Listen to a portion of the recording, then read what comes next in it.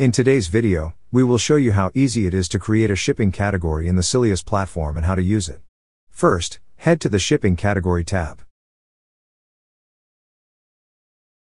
Then, once you are redirected to the panel where you will find all available shipping categories, click on the Create button in the upper right corner. Enter the code and the name of the category. We have named the new shipping category Premium. Add a description if you wish. Now, enter the Shipping Methods tab.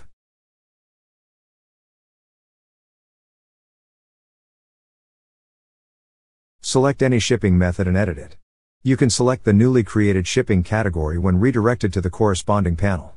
Click on the No Requirement tab and select the Premium category.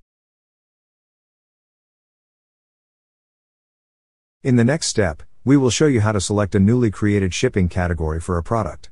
First, go to the Products tab and select any product and edit it.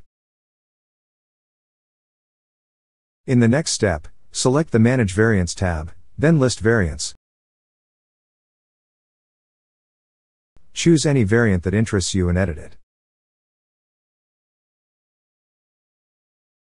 Now in the Shipping Category tab, you can select your newly created shipping category.